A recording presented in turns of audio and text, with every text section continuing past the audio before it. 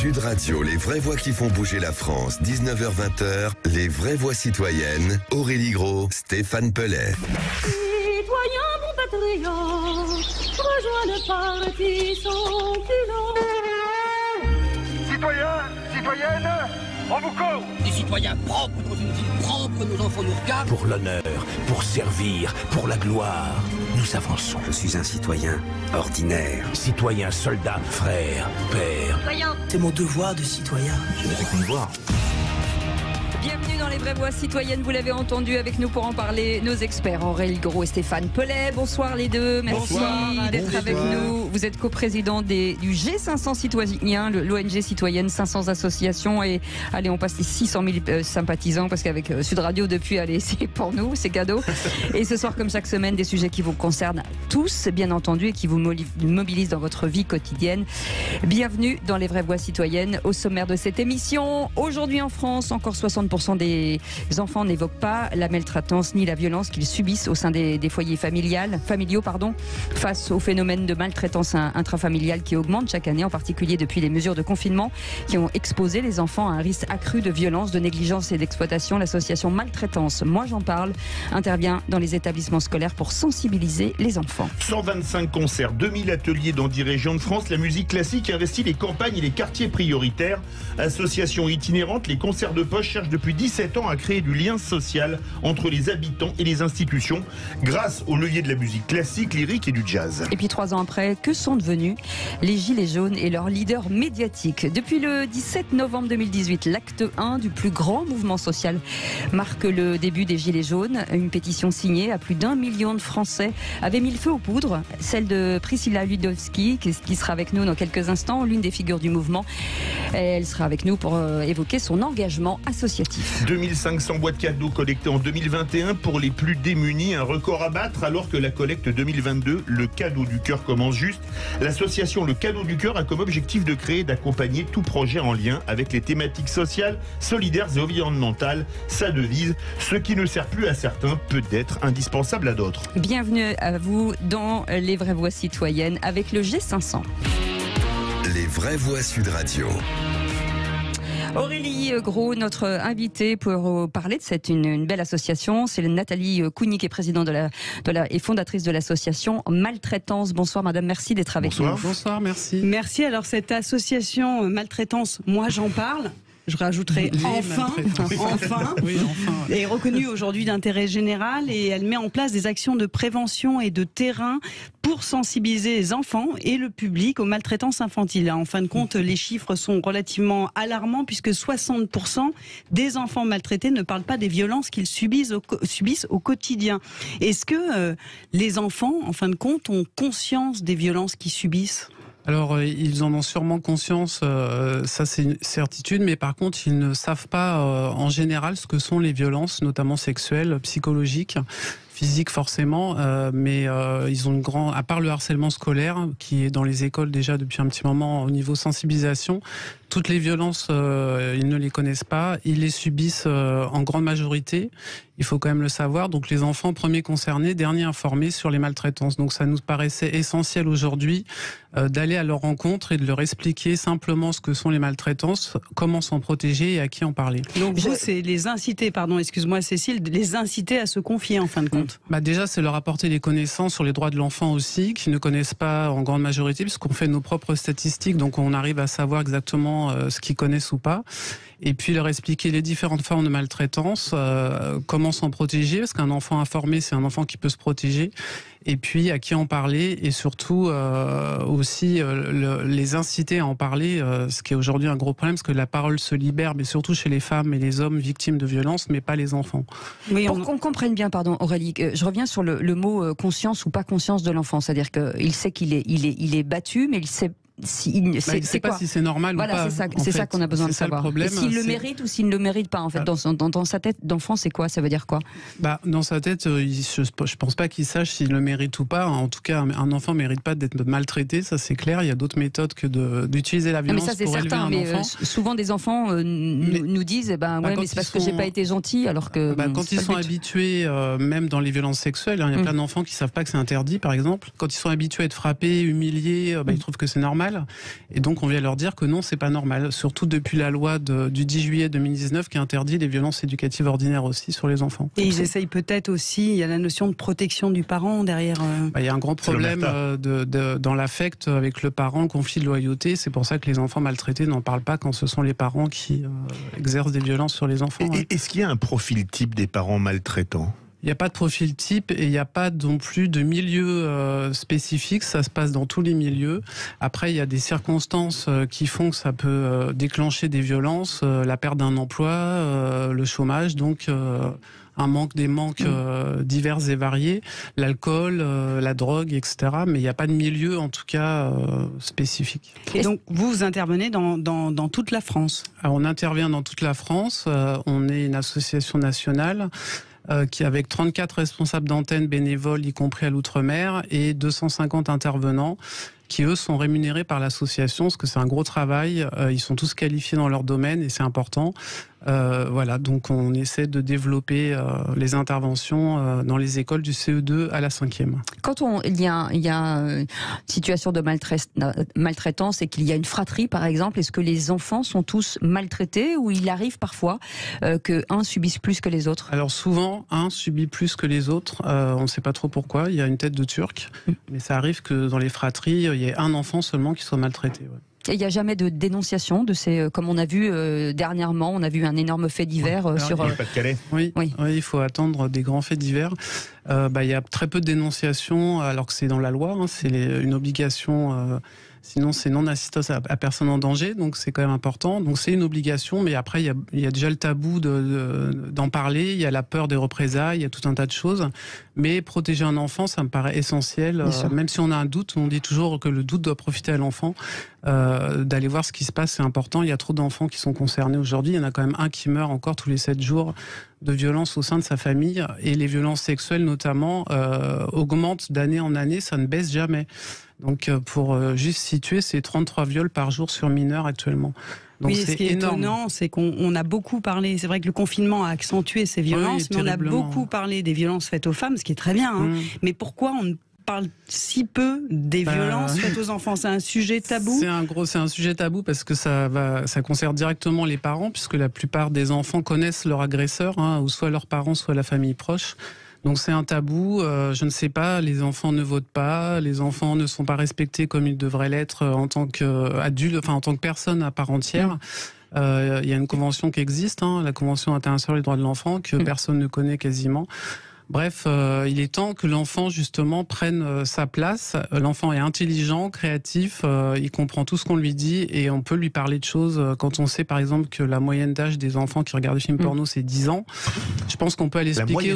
la moyenne d'âge. On peut aller expliquer à un enfant ce que c'est une violence sexuelle, une violence physique, etc. et l'aider à se protéger. Ils sont très contents de cette intervention, justement. Ils prennent ça très au sérieux. Et le 20 novembre, c'est la journée internationale des droits de l'enfant. Oui. Il faut le répéter aux téléspectateurs. Et concernant la loi du 5 mars 2007 sur la réforme de la protection de l'enfance, est-ce que selon vous, elle a été suffisamment suivie d'actions concrètes ou il y a des choses à renforcer? Est-ce que vous avez des propositions à faire? Comment on peut vous aider pour développer encore plus votre action? Je pense que la prévention, nous on est dans le préventif, le curatif, il faut en sortir parce qu'il faut vraiment faire de la prévention auprès des enfants, des adultes, parce qu'on forme aussi les enseignants et le personnel encadrant des écoles et même des communes. On a des demandes même pour les personnel de cantine, en fait toutes les personnes qui sont avec des enfants, donc il faut faire de la prévention et aussi pour les parents, donc il y a la commission des 1000 jours qui s'occupe maintenant des mamans, des futures mamans, mais il faudrait aussi s'occuper des parents et déconstruire en fait le schéma de violence qui est inscrit dans l'éducation depuis des millénaires. La violence, il n'y a aucune étude qui dit que la violence sert à quelque chose. Qui donc commence peut-être par le syndrome du bébé secoué, où il n'y a aucune formation au moment de la grossesse, notamment des papas. Alors maintenant, ça va venir avec les 1000 jours. Heureusement, il était temps. Mais c'est essentiel déjà de savoir aussi comment fonctionne un enfant. Un enfant ne réagit pas selon l'âge de la même façon. Il ne peut pas anticiper certaines choses. Voilà, donc il faudrait apprendre aux parents comment fonctionne déjà un enfant. Est-ce qu'il y a un numéro à rappeler pour ceux qui nous écoutent? Bien sûr, il y a le 119 qui est un numéro national confidentiel présentiel 24 heures sur 24. Maintenant, il y a un chat aussi en ligne jusqu'à 21 ans. Où on discute avec une personne, voilà, et qui est aussi ouvert pour les parents en difficulté. Il faut aussi le rappeler, quand on sent que ça va pas, que ça va dépasser des bornes, il faut pas hésiter non plus à consulter et faire appel à quelqu'un d'autre pour être aidé aussi. En tout cas, c'est une écoute.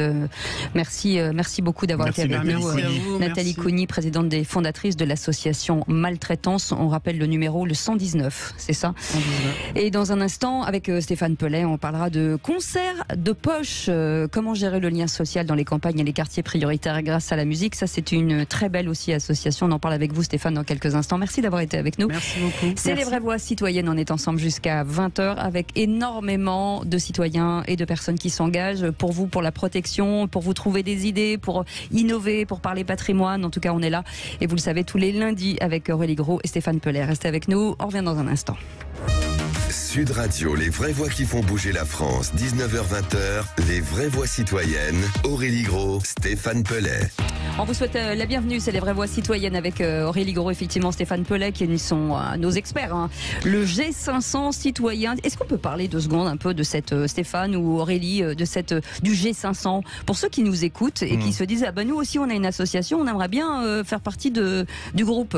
Comment ça marche? Tout a démarré il y a plus d'1 an. Il y avait entre 300 et 500 associations qui sont réunies dans un appel pour dire on veut inviter le président, les futurs députés, à l'époque c'était en 2022, aux alentours du mois de mai, à un sommet de la société civile.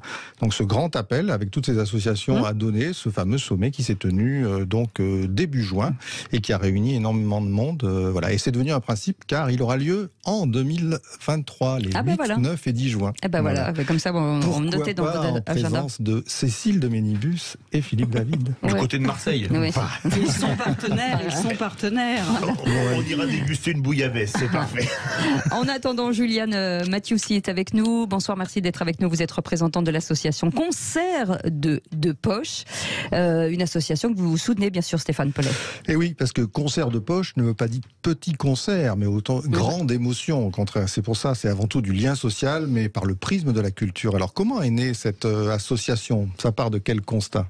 Alors ça part d'un constat qui est qu'aujourd'hui, et puis je pense qu'on peut tous le faire, mais en tout cas Gisèle Magnan, la fondatrice qui était pianiste à l'époque, a fait ce constat d'inégalité sociale, territoriale, économique qui existent, qui se creusent et qui sont particulièrement prégnantes dans certains territoires, notamment en ruralité et en quartier prioritaire, en tout cas pour cet accès à la musique classique, au jazz et à l'opéra. Donc l'association en fait s'est créée comme ça, avec ce constat et l'envie de lutter à son échelle contre ces inégalités, d'une façon un peu singulière finalement, en créant des projets musicaux exigeants toujours, participatif également, en lien avec d'immenses artistes de la musique classique, jeunes, moins jeunes, dans tous ces territoires qui sont effectivement assez éloignés des lieux, des salles. Donc on est complètement itinérant pour le faire. Avant la batterie de questions, le feu Cécile de Médibus, donnez-nous les 2 extrêmes, c'est très marrant. Le plus petit, le plus grand.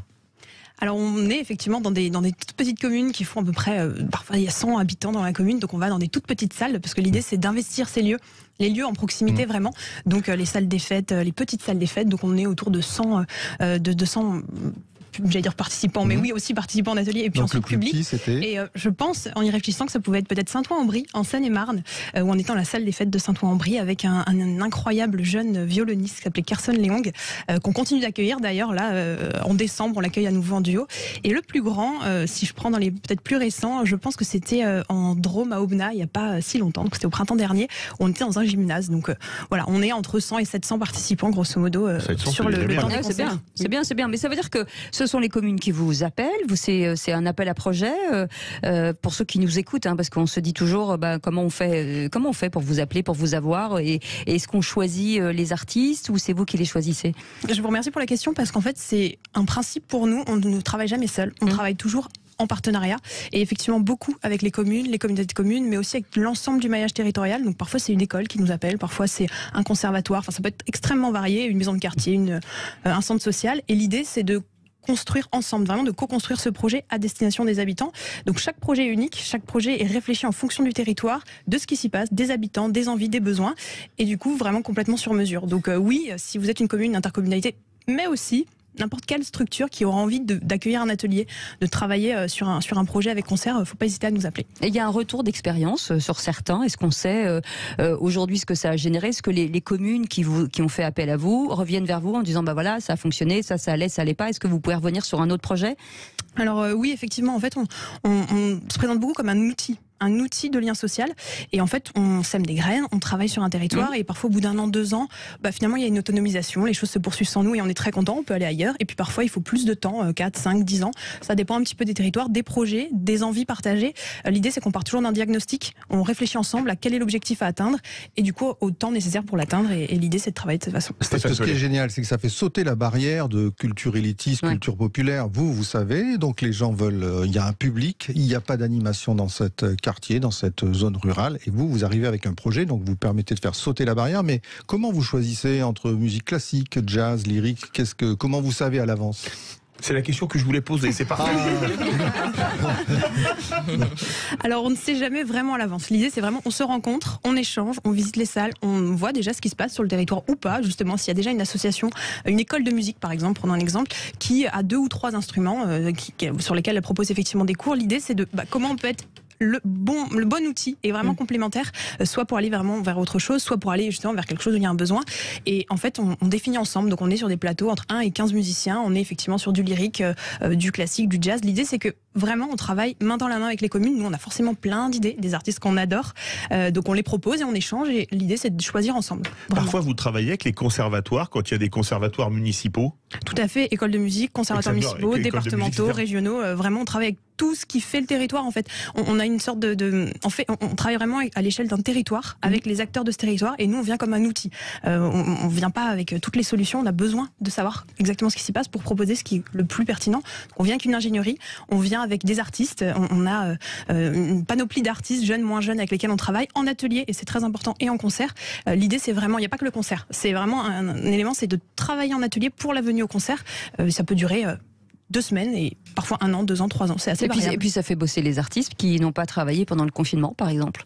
Ça c'est bien, ouais. C'est sympa pour eux. Dans les chiffres impressionnants, il y avait 125 concerts, mais Philippe l'a dit, mais il y a 2000 ateliers. Peut-être un petit mot sur ces ateliers et qui vient dans les ateliers.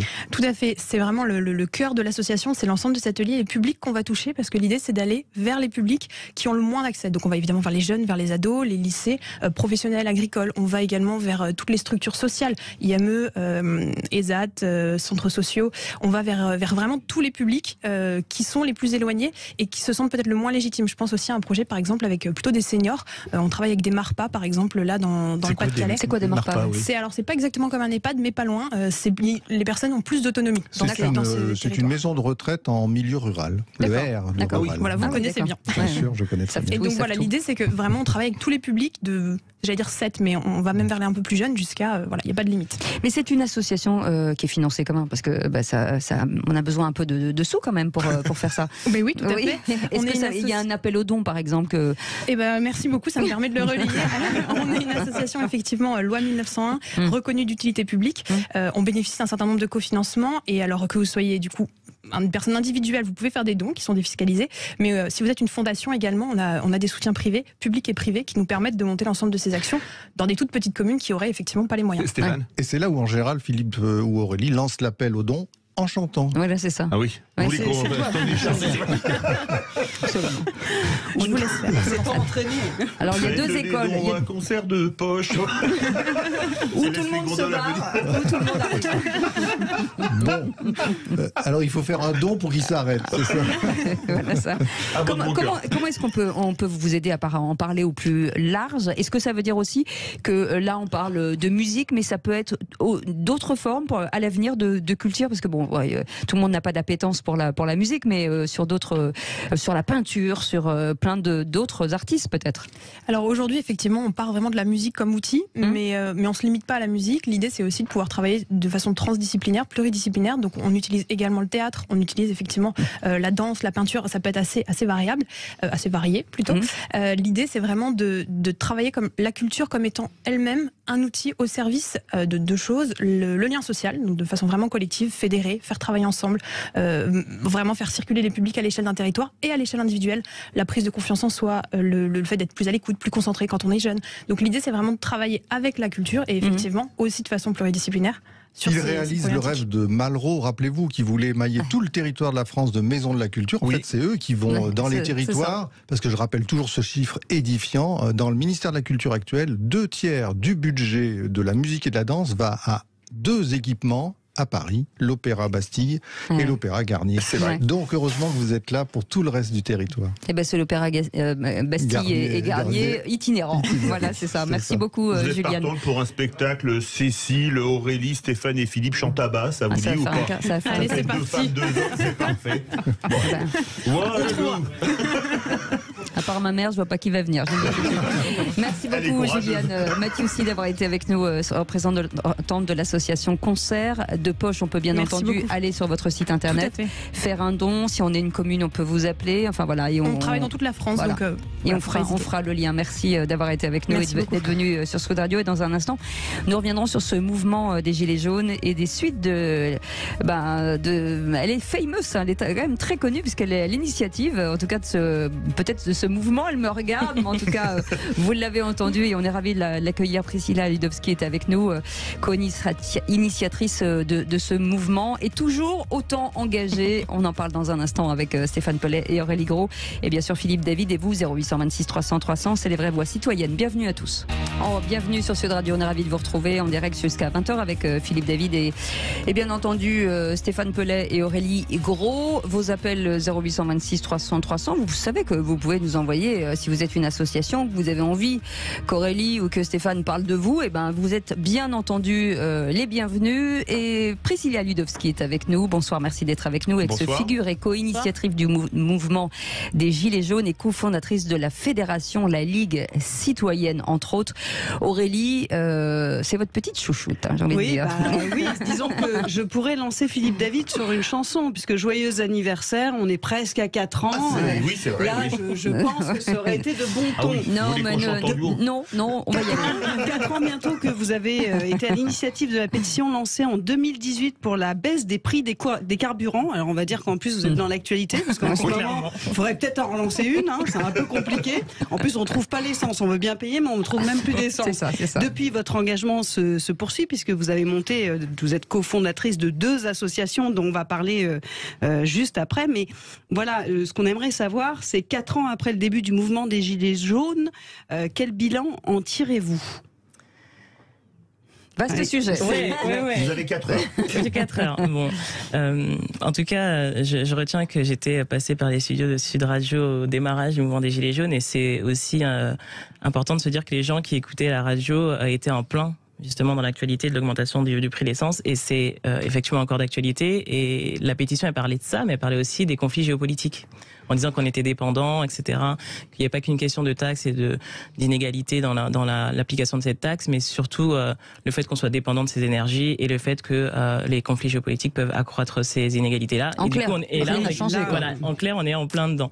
Donc oui, le constat, moi, que je fais, c'est que ça a permis au moins aux gens de travailler plus en transversalité. J'avais l'impression que les luttes étaient plutôt cloisonnées, que les collectifs travaillaient plutôt en silo, et là il y a eu une sorte de transversalité dans la collaboration, du travail collectif ensemble, ce qui a notamment permis de faire émerger la Convention citoyenne pour le climat, ce qui a permis aussi, je pense, de lancer l'alerte de manière populaire, on appelle ça du grassroots, mais vraiment par la base, envers des gouvernements successifs qui perdaient la confiance, en fait, demandant mandat des citoyens et citoyennes. Et je pense que ça s'est exprimé par ce mouvement-là, et qu'il y a une sorte aussi de vigie constante lors des manifestations. Et vous pensez qu'il y a eu une prise de conscience des politiques, entre guillemets, bien sûr, sur la nécessité d'aller plus vers le citoyen et d'écouter beaucoup plus la base? Oui, je pense que je ne sais pas si ça avait été le cas avant ma naissance. Mais en tous les cas, je pense que, en tout cas, c'est la première fois que je voyais dans la rue des revendications liées à des sujets démocratiques. Voilà, les gens sortent souvent pour ce qui traite du pouvoir d'achat, du climat de plus en plus, mais en fait, de voir sur des pancartes RIC, référendum, assemblée citoyenne, c'est pas des choses qu'on voyait sur des pancartes. Et donc, je pense que ça a amené ce sujet dans le débat public, le sujet de la démocratie. Est-ce que ça veut dire que finalement, les Français ont pris leur destin en main? à ce moment-là? J'ai eu l'impression qu'il y a eu une expression d'une soif de plus de démocratie, ou en tout cas d'une manière de fonctionner différemment avec plus de participation. Parce que ce qu'on disait au démarrage, c'était pourquoi un référendum? Un référendum, c'est dire on veut être consulté. C'est ça que ça veut dire. Là où avant, peut-être qu'on faisait plus confiance, mais aujourd'hui, on fait de moins en moins confiance. Mais il y a eu un seul référendum d'initiative partagée qui a été proposé, c'était sur la privatisation d'aéroports de Paris, et il n'y a pas eu le nombre de signatures suffisantes pour qu'il y ait ce référendum. Est-ce que c'est pas une déception pour vous, ou est-ce que vous dites les gens s'en foutent royalement désormais? Non, je pense que déjà, ce qui est compliqué, c'est que c'est pas une initiative citoyenne. Ça part pas des citoyens, ces référendums d'initiative partagée, il part des parlementaires. Et il y a un certain quorum à atteindre, et puis une fois que ce quorum il est atteint, il y a tout un tas de processus qui fait qu'on n'y arrive jamais. Et notamment le fait d'accéder à une plateforme qui elle-même dysfonctionne. Moi j'avais essayé, cette plateforme elle dysfonctionne, tout comme la plateforme qui permettait de savoir où voter. En fait, ça fait partie aussi des revendications de dire que les outils doivent être accessibles et doivent permettre aux gens de participer facilement. Et c'était pas forcément le cas pour ce RIP. Aujourd'hui, vous êtes cofondatrice de la Ligue citoyenne Probité. Vous l'avez dit, c'est une sorte encore une fois, de lanceur d'alerte. Elle s'adresse à qui? Est-ce qu'elle s'adresse au public? Est-ce qu'elle s'adresse aux politiques? Ou les deux? Alors, cette association, c'est la Ligue citoyenne, et en fait, le sujet, c'est dans la continuité du mouvement des Gilets jaunes, qui avait un grand axe, qui était celui des privilèges qui peuvent être disproportionnés associés à la fonction d'élu ou de fonctionnaire. Et en l'occurrence, l'idée, c'est de dire, on a 11% des personnes en France qui ne font plus confiance, seulement 11% de taux de confiance envers les partis politiques. Dernièrement, en 2022, Opinionway, c'était 69%. De confiance envers le gouvernement, et 71% des Français ont l'impression qu'il y a une corruption généralisée. Donc en fait, l'idée, ce qu'on se dit avec cette association-là, c'est de dire on propose des mesures qui permettent en fait d'être des garde-fous, ou en tout cas de contribuer à restaurer cette confiance. L'idée, c'est pas de se dire qu'on veut contrôler les élus et être derrière leur dos H24, comme on dit, mais c'est de pouvoir s'assurer que encore plus de transparence, c'est ça? Voilà, plus de transparence et surtout d'exemplarité. Et quand on parlait de la Journée mondiale de la probité le 24, qu'on a décrété comme ça modestement, vous avez raison. C'est de dire, en fait, c'est une alarme. C'est de dire attention, en fait, on aimerait que vous soyez beaucoup plus transparent, beaucoup plus exemplaire, et que vous puissiez prouver qu'en fait vous êtes là dans l'intérêt général et pas dans les intérêts privés. Alors Priscilla, c'est pas une, mais c'est deux associations, parce que les Gilets jaunes, ça prenait beaucoup de temps. Donc une association, c'était pas suffisant. La probité, bon, ça travaillait ok, c'est aussi le collectif des luttes sociales et environnementales. Oui. Donc qu'est-ce que c'est sur tous les fronts? Mais je pense que c'est des sujets d'actualité qui concernent tous les Français aujourd'hui. Oui, c'est pas une surprise qu'on me retrouve là, parce que j'ai notamment coécrit avec Marie Toussaint un livre qui s'appelle Ensemble, on demande justice pour lutter contre les violences environnementales, et parce que l'idée, c'est de dire en fait les violences environnementales ont un impact sur la vie des gens au quotidien, et qu'en fait on ne peut pas décorréler le sujet de l'écologie du sujet, de la question sociale. Et c'est d'autant plus vrai dans les Outre-mer. Et j'ai travaillé dès le début du mouvement des Gilets jaunes avec les groupes de Gilets jaunes à La Réunion, en Martinique et en Guadeloupe. Et à cette occasion-là, j'avais rencontré avec d'autres camarades la ministre des Outre-mer de l'époque. Et ces sujets-là, comme le sujet le fameux dossier sur le chlordécone, donc empoisonnement des terres, etc. On connaît le sujet. C'est pas juste un sujet de violence environnementale, c'est un sujet aussi, c'est une crise vraiment sanitaire. Et du coup, l'idée avec ce collectif-là, c'est de réunir en fait les associations les plus porteuses de ces luttes-là autour d'un sommet. Qui serait le premier sommet des luttes sociales et environnementales des Outre-mer, et on a fait un appel du pied au CESE pour que ce soit organisé au CESE. C'est ce que j'allais dire, la Chambre du Peuple, vous avez fait cet appel. Alors qu'est-ce que vous leur demandez au CESE? Parce que tant qu'à faire, peut-être ils nous écoutent ce soir. C'est la troisième chambre. C'est ça. Troisième chambre citoyenne, elle se présente comme telle en tous les cas, et donc j'avais été auditionnée. Oui, qu'on explique aux gens ce que veut dire la troisième chambre, parce qu'il y a l'Assemblée nationale, le Sénat et le CESE. Et le Conseil économique et social. C'est ça. Et environnemental. Je le précise exprès parce que ça fait écho à ce que on a créé, et du coup, puisque c'est la Chambre citoyenne et qui justement depuis peu a été réformée pour intégrer plus de participation citoyenne, les gens sont au travail maintenant dans les commissions, c'est de dire c'est vraiment le lieu idéal pour organiser ce sommet, déjà d'un point de vue logistique et puis d'un point de vue symbolique. Bon, il y a le G500 sinon. C'est une invitation. Et du coup, il y a le G500 mais qui on peut faire deux sommets. Pourquoi pas? Est-ce que nous, on se pose toujours la question, Priscilla Ladjovski, pourquoi ne pas vous engager en politique? En politique, est-ce qu'à un moment donné, être aux manettes, c'est aussi une façon de, à un moment donné, s'engager? C'est vrai que les associations, c'est parfait, mais de se dire que un mandat ou quelque chose pour finalement mieux se battre, parce que là, j'ai l'impression que ça fait 4 ans que vous interpellez les politiques. ils n'entendent pas. Oui, enfin, ou en tout cas pas assez fort. Et il y a sûrement, en tout cas, de la déception chez vous, de dire, bah voilà, nous on a de bonne volonté, on a envie de faire avancer les choses sans faire finalement de heurts, et à ce moment-là, il faut aller plus loin, non ? Oui, je ne vous conseille pas de vous engager, je vous pose la question. En fait. Oui, c'est une réflexion que j'ai eue à plusieurs reprises, mais je considérais, par ailleurs, je ne souhaitais pas au départ.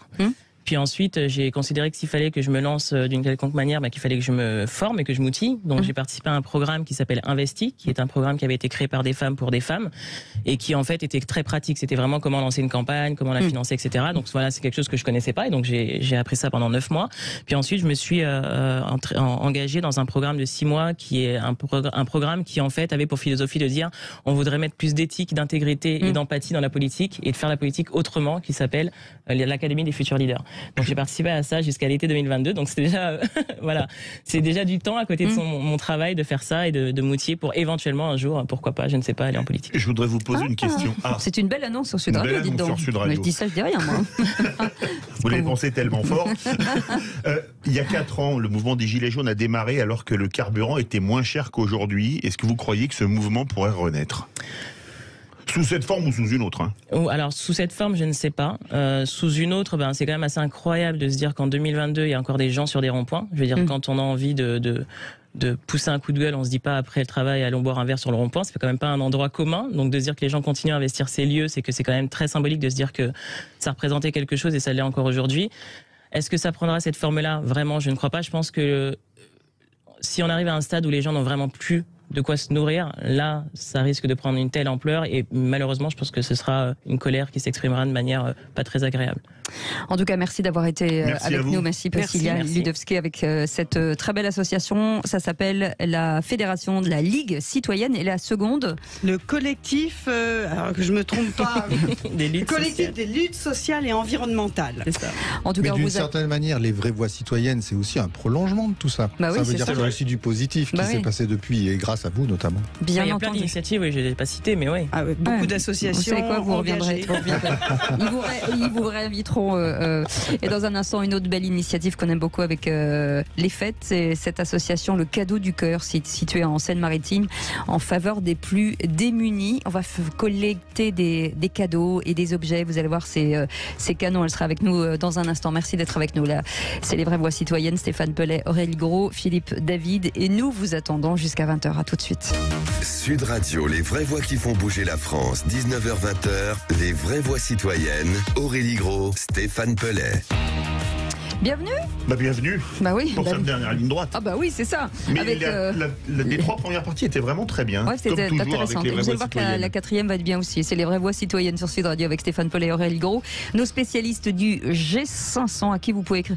Où est-ce qu'on peut vous écrire ? Il y a un site internet www.sommetcitoyen.fr. Je ne me trompe pas de site parce que là je suis à côté, je dis pas de bêtises. Et on peut nous écrire sur le site de l'association qui porte le G500 qui est lafrancevraiment.fr. Et on vous écrit bim. Et la semaine prochaine vous êtes en direct avec nous à l'antenne. Et notre invité, Philippe. Notre invité, c'est Hanan Labardak de l'association Le Cadeau du Cœur. Stéphane Pellet, c'est vraiment une belle asso. J'adore. Et vous le savez, dans toutes les émissions, à un moment on dit toujours, il y a le conte de Noël, la jolie petite histoire. Écoutez, ce soir, c'est donc le Cadeau du Cœur. C'est le confinement en fait qui a donné envie à Hanan Labardak de s'engager. Sa devise, on l'a dit tout à l'heure, mais il faut la répéter parce qu'elle est très jolie, ce qui ne sert plus à certains, peut-être indispensable pour d'autres, c'est donc d'une certaine manière de l'économie circulaire. Hanan, donc bonsoir et on est ravis de vous accueillir et que vous nous racontiez donc depuis la Seine-Maritime où vous êtes, cette très très jolie histoire de cette association Le Cadeau du Cœur. Bonsoir. Bonsoir, bienvenue. Ça démarre comment alors cette association ? Par quoi ? Le déclic ? Alors, à la base, c'était une initiative citoyenne. C'était une personne qui avait posté sur les réseaux sociaux une annonce qui cherchait une association pour mener cette action, car elle existe sur d'autres régions en fait en France. J'avais vu donc cette annonce-là, j'ai cherché avec elle donc une association, étant moi-même bénévole dans plusieurs associations, donc n'ayant pas de réponse positive.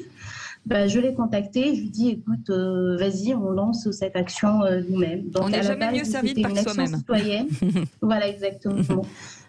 C'était une action citoyenne et après, on a créé en 2021 donc, l'association Le Cadeau du Cœur.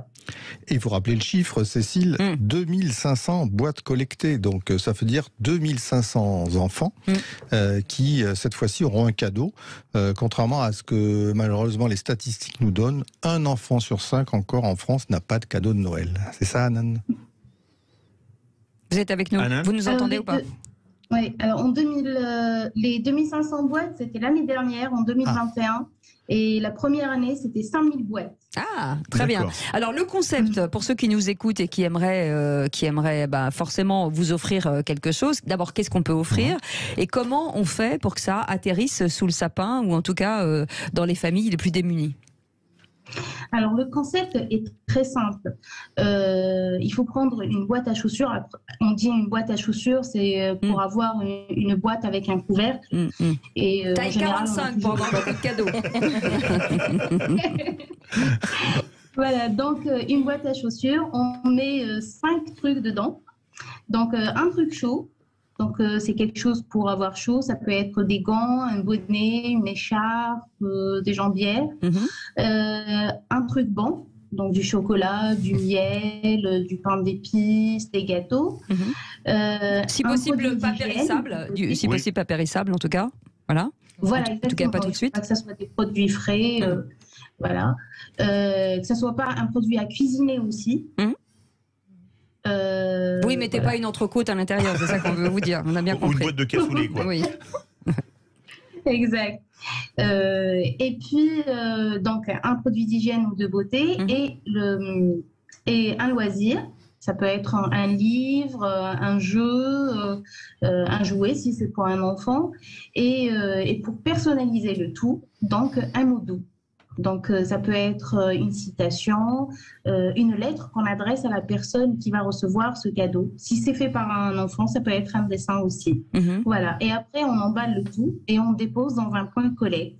Et cette année, on a donc 25 points collecte. Je disais d'habitude à travers la Seine-Maritime, mais depuis ce matin, on a aussi des points collecte dans l'Eure, donc à travers la Normandie, on va dire. Et comment vous faites pour les acheminer et comment on sait, est-ce qu'on sait à qui on va pouvoir le donner? Est-ce qu'il y a un lien entre les gens qui donnent et ceux qui reçoivent? Alors, nous, ce qu'on fait, c'est qu'on collecte ces boîtes-là, on va les trier et après, on va les dispatcher à différentes associations et hébergements d'urgence. D'accord. Et donc, c'est eux, après, qui vont les distribuer aux personnes dans le besoin. Ils sont en contact permanent avec ces gens-là, donc ils les connaissent, ils savent comment les contacter. Donc, on laisse faire, on va dire, les gens qui savent le faire. Et nous, on est un lien donc, entre les donateurs et ces associations et centres d'hébergement. Vous étiez dans la Seine-Maritime, vous êtes maintenant dans l'Eure depuis ce matin, vous comptez essaimer un peu partout en France. Oui, allez, après l'Eure, il y a les Yvelines, etc. L'Eure-et-Loire. Comment? Les Saules, oui, absolument. Alors, je ne pense pas parce que cette action, en fait, elle existe déjà en France. Elle existe dans différentes régions. Et nous, on fait ça ici dans notre région. Donc, les cadeaux du cœur, c'est uniquement donc, en Normandie. Alors, Anan, on a envie de battre un record, c'est-à-dire que cette année, il nous reste combien de temps, en fait, pour essayer de dépasser un nombre de combien? 2005 c'est quoi aussi aujourd'hui le chiffre? Alors, la collecte, c'est jusqu'au 30 novembre. Elle a commencé le 2 et c'est jusqu'au 30 novembre. Donc, les gens ont largement le temps pour faire leur petit tri de dressing et faire donc une petite boîte et la déposer donc dans un des points collecte. Mais on peut en déposer plusieurs par personne, on est d'accord, hein? Ah bah oui, on ne sera pas contre. Cette association, Stéphane, Aurélie, c'est génial parce que ce sont vraiment des initiatives citoyennes que chacun peut développer. C'est vrai que ça coûte rien. On a tous chez nous des objets qu'on utilise ou qu'on utilise moins et qui sont en parfait état et qui pourraient servir à d'autres, Stéphane, par exemple. Et puis, non, mais ce qui est très beau, c'est la pensée qui va avec. C'est-à-dire qu'on va préparer quelque chose, on va se demander en effet qu'est-ce qui va tenir chaud à quelqu'un. Donc forcément, déjà, par la pensée, on va être avec lui. Et puis puis on va préparer un dessin, puis avec son enfant on va préparer quelque chose. Enfin, je trouve que c'est une très très belle démarche. Ça dépasse largement la simple question du cadeau, même si c'est essentiel pour tous les enfants de France de trouver le soir du 24 quelque chose sous le sapin, n'est-ce pas Philippe? Ça te rappelle des souvenirs? Non mais c'est vrai, c'est beau. Les gens qui n'avaient pas d'argent à l'époque offraient une orange à leur enfant à Noël. C'était le cadeau de Noël des familles pauvres. Il n'y a pas si longtemps que ça en France, hein. Il y a 50, 60 ans, 70 ans. Oui, mais c'est pas si vieux que ça. Nos parents avaient connu ça. Oui, absolument. Et je trouve que c'est vraiment une très très belle initiative. Ce que fait Anan. Comment on peut vous aider? Qu'est-ce que, à part en parler encore plus, dites-nous comment on peut vous aider encore? En parler, c'est déjà très bien. C'est bien. Oui, plus de personnes seront au courant, plus de boîtes arriveront. Oui, c'est ça. Donc il faut combattre le record des 5000 boîtes, c'est ça? Si on peut y arriver, c'est très bien. Parce que, fait, la première année, c'était 5000 boîtes. Après, le contexte était quand même exceptionnel. C'était en période donc, de confinement. Les gens étaient, on va dire que les gens avaient beaucoup de temps aussi. Donc, ils avaient le temps de trier, de faire... donc, et puis, il y avait aussi le fait que les gens avaient besoin de se sentir utiles pendant cette période-là. C'est vraiment ça, oui. Donc après, voilà, il faut savoir que des gens ont besoin d'aide tout le temps. C'est ça. Pas que pendant cette période-là. Donc, il ne faut pas les oublier, surtout dans cette période de fin d'année. Alors, on va répéter. Donc, vous prenez une boîte à chaussures, la plus grande possible, bien entendu. Vous mettez un produit chaud, un produit froid. C'est ça? Non, un produit d'hygiène. Un produit chaud. Un produit chaud. Qui ne se périme pas. Alors on recommence. Allez, un produit chaud, donc c'est-à-dire ou des gants, ou une petite écharpe, ou un petit bonnet. Un produit d'hygiène, bien entendu, non usagé, bien entendu. Une gourmandise. Là, j'ai plein d'idées parce que j'en ai plein mon placard. Ah bah c'est bien. Et un petit poème, un petit dessin, en tout cas un petit message à l'endroit de la personne qui va le recevoir, et un jouet aussi. Et un jouet, parce que ça c'est très important. Comme ça, on arrose toute la famille. Merci beaucoup Anan Labardac, d'avoir été avec nous, l'association Le Cadeau du Cœur, et c'est en Seine-Maritime et dans l'Eure maintenant. Merci en tout cas pour votre engagement. Merci à toutes les personnes qui sont venues encore aujourd'hui nous parler de cet engagement, de cette citoyenneté qu'on partage bien entendu avec Aurélie Gros et Stéphane Pellet. Et merci à vous deux pour le travail que vous faites au quotidien et ce que vous nous apportez en tout cas à Sud Radio. On continue, mais oui, bien sûr, lundi prochain vous êtes là, on recommence, voilà, jusqu'au bout de la vie. Merci Philippe David. Merci Cécile, on se retrouve demain 17h. Absolument, pour les vraies voix aussi avec nos invités jusqu'à 20h. On parlait de jazz tout à l'heure. Vous savez qu'il y a un invité d'Yvan Cujouz dans le loft? Non. Ibrahim Mahalouf. Ah, très bien. On peut dire que talent. il est quand même un Essonien. Ah bah là, c'est qui a participé au G500. Ah bah dites donc. Ah bah parfait. Il est dans le studio à côté. Vous en connaissez du monde. Allez, on vous retrouve demain. Passez une belle soirée. Salut, à demain.